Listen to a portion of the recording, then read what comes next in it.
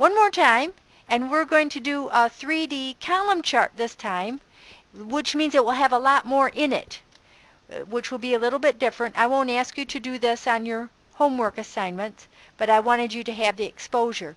Create a 3D, dimensional 3D chart showing the individual sales for each category of food and each city. In other words, we're taking all the interior cells and no totals. And we'll do that just by a click and drag, since I'm going to have to include that A3 even though it's empty, since I'm taking the other row and column titles. And so here I have A3 to F7. And now when I insert a column chart, you see there's one down here. You see that one? That's for when you have multiple rows worth of stuff, which in this case we do. All right, and let's drag that one down into place. I'm sorry? 3D column. But it's under more also, not a pie, a column. But you can't have a pie chart for this because you'd be squashing 5 pies into one pie pan. All right, this is number 6. And this is total sales for food categories by city. How does that sound? So we have, and you see how not all of my food categories showed up?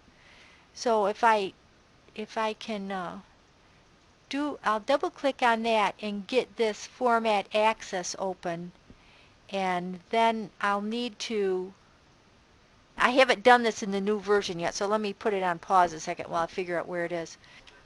Well, thank you to Robert for widening the chart from here. When we can widen the chart, and then they did show up, actually, is all it took.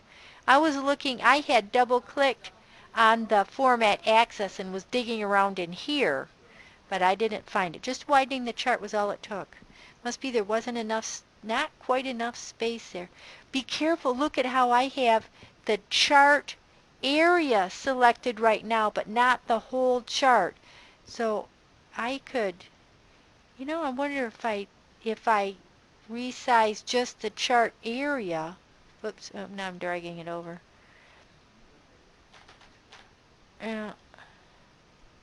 Okay, resize the whole chart. Yep. And now mine's not doing it. Yeah, well, okay. Well, at any rate, you saw me do it once on the video. Have at it. It's not my concern at this point if you have a problem making it work.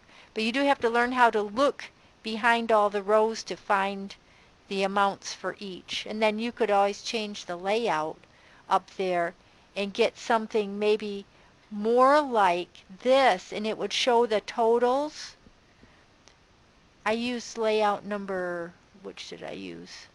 I used layout number 1, 2, 3, 4, 5, and it made me a table underneath. I would still have to go through and widen these. I'd have to widen the whole table a little bit more, it looks like.